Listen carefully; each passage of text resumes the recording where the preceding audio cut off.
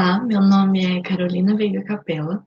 Eu estou no sexto semestre de Psicologia na UFTM, Universidade Federal do Triângulo Mineiro, e hoje eu vim apresentar a pesquisa de iniciação científica intitulada Formação Continuada e Identidade Docente.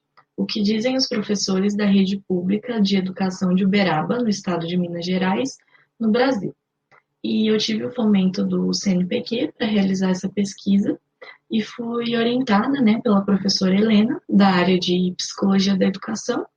E essa pesquisa ela está inserida no grupo de pesquisa de formação de professores da UFTM, que a professora Helena também é a coordenadora. E no congresso, a nossa pesquisa se encaixa no eixo 6, que é formação de professores e trabalho docente.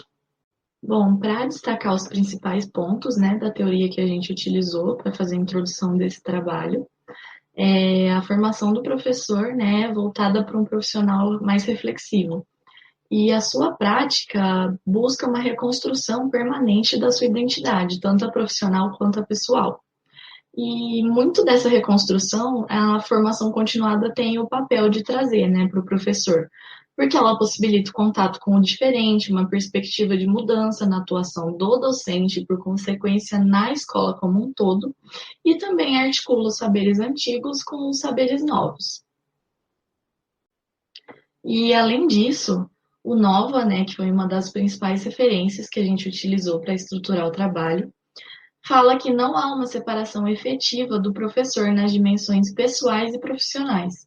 Por isso, é importante que ele faça um trabalho de autoanálise, para ele poder ter a melhor compreensão do ensino como profissão, do humano e também do relacional. E também é essencial que o professor procure ter um sentimento de pertença dentro do seu trabalho, para que ele possa efetivamente poder se apropriar dos processos de mudança que ocorrem frequentemente dentro da profissão e que assim ele possa se desenvolver profissionalmente. E além disso, a gente procurou focar bastante no conceito de identidade humana, que diz respeito a vários aspectos pessoais, sociais e históricos. E com isso, né, expressa a motivação, a atitude e o compromisso com que os professores enfrentam esse trabalho e explica os movimentos que eles estão tendo dentro da sua atuação. E com relação aos objetivos da pesquisa, o geral consistiu em analisar o desenvolvimento e a efetivação da formação continuada desenvolvida pela rede pública de educação na cidade de Uberaba, Minas Gerais, e a sua contribuição na construção da identidade profissional docente, através da percepção dos próprios professores. E o específico foi possibilitar ao docente poder refletir sobre as suas reais necessidades advindas da prática do dia a dia e, assim, com esse espaço de escuta, poder se tornar protagonista no desenvolvimento e na efetivação da formação continuada da sua profissão. Falando um pouco sobre os métodos utilizados para o desenvolvimento desse trabalho, a pesquisa ela teve caráter qualitativo para que assim a gente pudesse atingir os objetivos propostos de uma forma mais efetiva. E inicialmente foi pensado na participação de 10 professores que iriam escrever um memorial formativo e participariam de um grupo focal.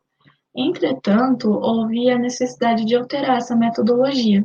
E assim, né, aconteceu a retirada do grupo focal e a diminuição dos participantes.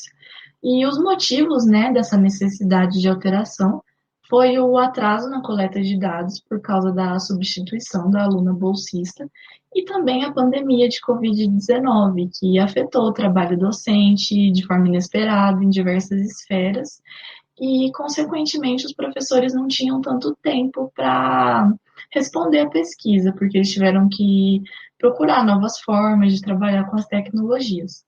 E assim foi solicitada, né, a mudança na metodologia e a emenda foi aprovada pelo Comitê de Ética em Pesquisa da UFTM. E o memorial formativo, né, ele consiste num relato e análise reflexiva das experiências de vida. E assim, né, com essa mudança, a gente analisou 7 docentes e os dados deles a partir da técnica da análise de conteúdo de Bardan. Agora eu vou contar um pouco do que obtemos nos resultados, né, da pesquisa, conforme essa análise de dados dos memoriais. Para que a gente pudesse comparar de uma forma mais efetiva, foram criadas 7 categorias. A primeira foi a escolha da profissão, e nessa categoria foi bem dividido. Praticamente metade falou que escolheu enquanto ainda era estudante, brincava de escola, e a outra metade falou que eles não pensavam em exercer a docência até determinada experiência, como a aprovação num curso de graduação e a identificação com esse curso. E com relação à segunda categoria, as vivências na graduação, aconteceram experiências positivas e negativas para todos os professores. As experiências positivas, no geral, foram as que colocaram eles em contato com a prática docente. E a negativa foi a falta de auxílio nas dificuldades de aprendizado e também o desafio de conciliar o estudo com o trabalho. E a terceira categoria foi a primeira experiência profissional, que a maioria foi em sala de aula e apenas um professor relatou ter trabalhado numa clínica de atendimento profissional. E a quarta categoria foi o ambiente de trabalho atual. A maioria trabalha em sala de aula ainda, e só um professor também falou que exerce um cargo administrativo. E todos relatam também terem tido dificuldades no início da carreira, mas eles concordam que, conforme o tempo foi passando, as experiências e vivências ajudaram eles a lidar melhor com essa prática.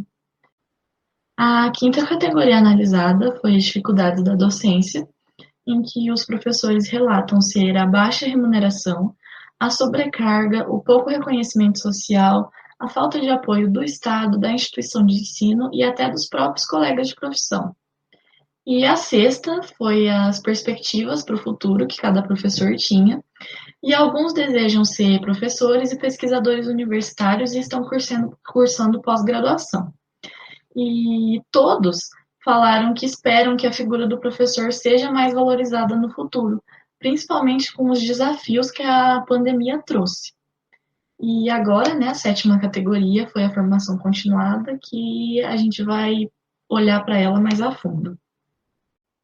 A gente vê na fala da maioria dos professores a afirmação que a sua formação continuada possui problemas que tendem a desmotivá-los, por causa delas serem conduzidas muito superficialmente e sem abordar as reais necessidades que eles enxergam na sua prática profissional.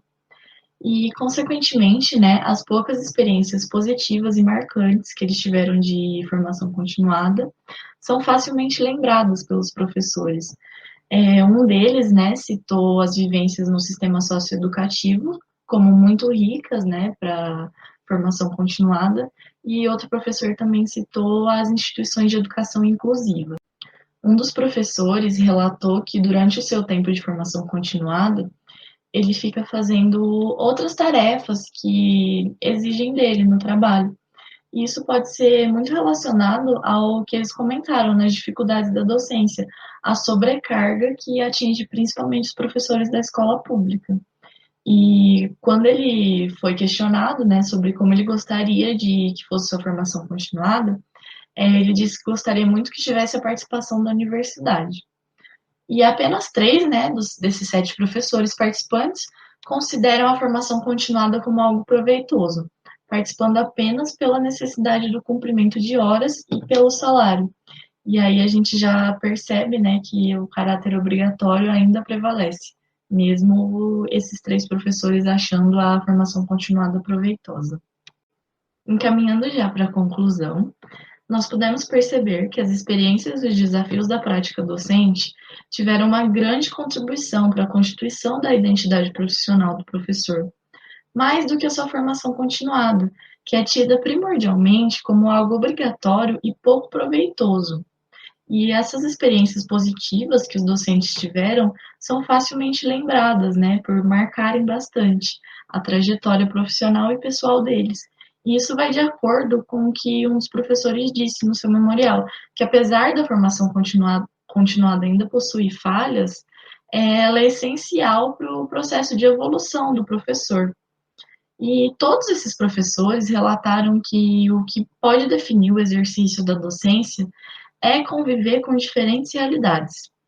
E por isso, né, a gente conclui que um melhor desenvolvimento e efetivação da formação continuada pode ser atingido através da inserção dos professores nas discussões sobre a estruturação e a abertura de mais espaços para reflexão dentro desse meio, e assim poderem ser implantadas políticas públicas que sejam realmente efetivas. E essas foram as referências que a gente utilizou na nossa apresentação. E só para finalizar, eu coloquei uma frase do Paulo Freire que eu acredito que tenha muito a ver com essa pesquisa, que é: se a educação sozinha não transforma a sociedade, sem ela tampouco a sociedade muda. Ou seja, para a gente atingir mudanças sociais efetivas, a gente tem que investir na educação. E os principais agentes da educação são os professores. Então, devemos buscar essa forma, né, deles serem inseridos nas políticas públicas de formação continuada, para que eles tenham um trabalho mais reflexivo e, consequentemente, melhorem a sua atuação nas escolas. E é isso, muito obrigada. Queria agradecer ao pessoal que assistiu a minha apresentação, ao FTM, ao CNPq e à professora Helena e ao grupo.